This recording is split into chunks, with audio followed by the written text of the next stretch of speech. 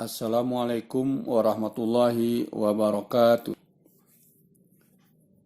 Alhamdulillahi rabbil alamin. Wassalatu wassalamu ala asrafil anbiya'i wal mursalin wa ala alihi wa ashabihi ajma'in. Asyhadu an la ilaha illallah wa asyhadu anna Muhammadan abduhu wa rasuluh sallallahu alaihi wasallam la nabiyya ba'dah. Bapak-bapak, ibu-ibu, uda-uda, uni-uni dan sahabat Kasya Vera yang dirahmati Allah. Bersyukur kita kepada Allah atas nikmat yang diberikan kepada kita, terutama nikmat hidup, nikmat kesehatan, nikmat iman, sehingga kita bisa mengaruhi kehidupan semenjak kita lahir sampai hari ini. Salawat dan salam, mari kita selalu doakan untuk dilimpahkan Allah kepada junjungan kita Nabi besar Muhammad sallallahu alaihi wasallam. Bapak-bapak, uda-uda, uni-uni serta sahabat Kasya Vera yang saya hormati. Malam ini judul kultum kita adalah syafaat hanya milik Allah. Kita sama-sama mengetahui bahwa setelah manusia dibangkitkan dari kubur, akan dikumpulkan di padang mahsyar. Di padang mahsyar, udaranya sangat panas, keadaannya sangat susah dibandingkan dengan keadaan di bumi, sewaktu kita hidup di bumi. Dengan keadaan demikian, susah. Manusia tidak kenal satu sama lain dan tidak bisa tolong-menolong. Keadaan manusia dapat kita lihat, ada yang sangat tersiksa akibat daripada amal perbuatan, amal buruk, amal salah yang dia lakukan selama di dunia. Namun ada juga manusia yang tidak mengalami kesusahan, seolah mereka itu tidak apa-apa. Itu adalah buah daripada amal kebaikan, amal ibadah yang dia lakukan selama hidup di dunia. Semua manusia yang dibangkitkan dari kubur dan kumpulan di padang mahsyar itu menunggu menghadap Ilahi untuk ditimbang amal baik dan amal buruknya atau dihisab.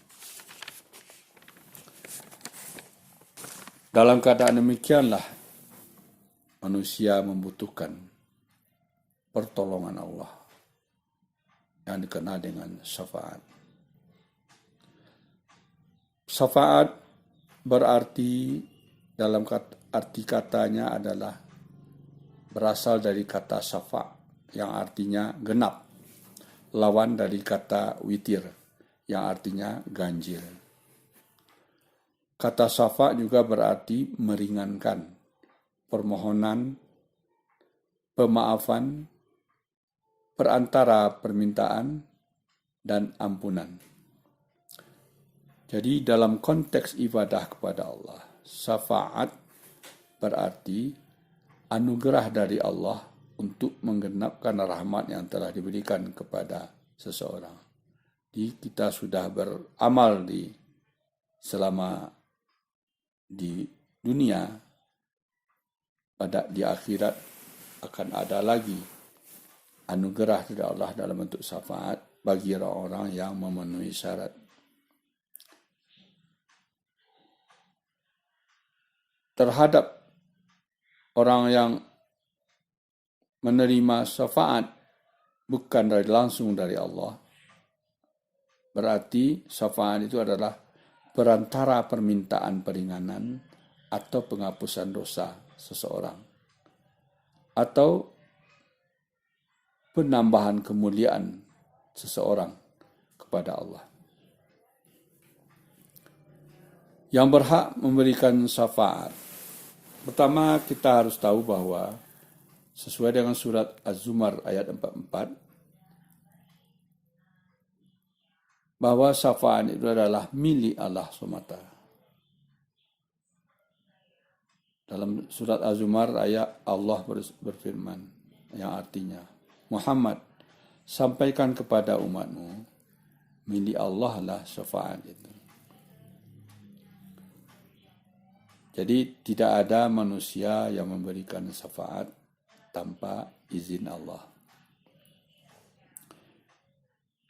Yang diberi izin memintakan syafaat di hari kiamat itu sesuai dengan surat Taha ayat 109 yang tadi sudah dibacakan dan surat Al-Baqarah ayat 255. Yang pertama adalah Nabi dan Rasul.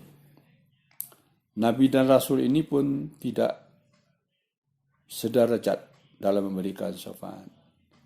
Al-Kisah dari sebuah hadis mengatakan bahwa ketika manusia berbondong-bondong memintakan syafaat kepada Nabi Adam sebagai Nabi yang langsung diciptakan oleh Allah dari tanah liat, Nabi Adam menyatakan tidak bisa memberikan syafaat karena dia merasa dosanya sudah banyak, bahkan sampai dia terusir dari surga. Makanya Nabi Adam menyuruh manusia meminta syafaat kepada Nabi Nuh. Sewaktu manusia datang kepada Nabi Nuh pada waktu itu, Nabi Nuh juga menjawab, tidak bisa, karena juga banyak punya kesalahan, banyak kekurangan, dan diminta untuk datang kepada Nabi Ibrahim. Sesampainya manusia di depan Nabi Ibrahim juga menjawab, saya belum pantas memberikan syafaat, karena saya banyak kesalahan. Mintalah kepada Nabi Musa, karena Nabi Musa yang langsung bicara dengan Allah. Maka datanglah manusia kepada Nabi Musa. Nabi Musa pun menjawab, tidak bisa memintakan syafaat kepada Allah, karena dia juga banyak kesalahan. Nabi Musa menyuruh manusia untuk datang kepada Nabi Isa. Sewaktu sampai di tempat Nabi Isa, manusia ini mendapat jawaban bahwa Nabi Isa juga tidak bisa memberikan syafaat karena juga banyak kesalahan, dan menyuruh datang kepada Nabi Muhammad SAW, karena Nabi Muhammad SAW adalah orang yang bebas dari dosa. Semua dosa-dosanya sudah diampuni oleh Allah. Maka itulah derajat daripada Nabi dan Rasul dalam pemilihan. Sesudah Nabi dan Rasul, manusia yang diberikan izin memintakan syafaat adalah para ulama. Ini biasanya dimintakannya untuk para jamaahnya, para umat yang dia bina. Lalu ada juga syuhada. Syuhada adalah orang yang sehari-hari selalu berbuat untuk kepentingan agama Allah. Dan orang-orang saleh yang selalu membuat dirinya dekat dengan Allah. Untuk syuhada dan orang saleh biasanya di hari kiamat dia bisa memberikan syafaat kepada anggota keluarganya. Ini berdasarkan hadis Bukhari dan Muslim dari Abu Hurairah. Lalu yang ketiga, yang berhak memperoleh syafaat itu siapa? Apakah semua orang bisa memperoleh syafaat? Pada pokoknya semua orang berpotensi untuk memperoleh syafaat dengan syarat orang itu mencintai Allah dengan tulus. Dibuktikan dengan mengikuti semua tuntunan Nabi Sallallahu Alaihi Wasallam dalam semua aspek kehidupannya, sebagaimana dijelaskan dalam surat Ali Imran ayat 31. Mencintai Allah dengan tulus pertama-tama berlandaskan kepada ketulusannya dalam mengucapkan syahadat. Syahadat yang diucapkan harus bersumber dari kalbunya. Lalu, ketulusan dan kecintaan kepada Allah ini tercermin daripada perilakunya. Bagaimana dia menggunakan lisannya, mata, telinga, tangan, dan seluruh anggota tubuhnya terpelihara dari hal-hal yang dilarang Allah. Lalu, kecintaan kepada Allah itu juga dibuktikan dengan mengerjakan semua perintah Allah, melakukan amal-amal saleh seperti yang dituntunkan oleh Nabi Muhammad SAW. Sebagai contoh, dalam Quran surat An-Nur ayat 30 dan 31, yang pada pokoknya menyerukan kepada orang-orang beriman, baik laki-laki ataupun perempuan, untuk menjaga pandangan, memelihara kemaluan, terkhusus bagi wanita, untuk menutup auratnya dengan benar, memakai jilbab penutup aurat dengan baik. Nah, kalau demikian, kita perlu mengetahui bagaimana cara memperoleh syafaat. Tadi sudah dijelaskan bahwa kita untuk memperoleh syafaat, pertama mencintai Allah dengan tulus. Ini merupakan pintu daripada syafaat. Yang kedua adalah mengikuti tuntunan. Semua tuntunan yang diberikan Rasulullah dalam kehidupan sehari-hari. Mulai daripada beribadatan kepada Allah sampai dengan pergaulan sesama manusia. Sehingga hubungan dengan Allah baik dan hubungan dengan sesama manusia juga baik.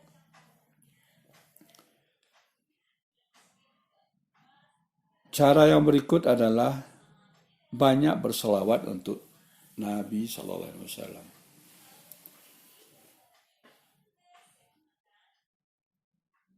Ayat Al-Quran menjelaskan bahwa bagi orang yang bersalawat, Allah saja bersama malaikat bersalawat buat Nabi.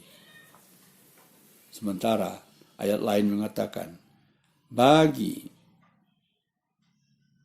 umat Islam yang bersalawat kepada Nabi, satu kali Allah akan membalasnya 10 kali.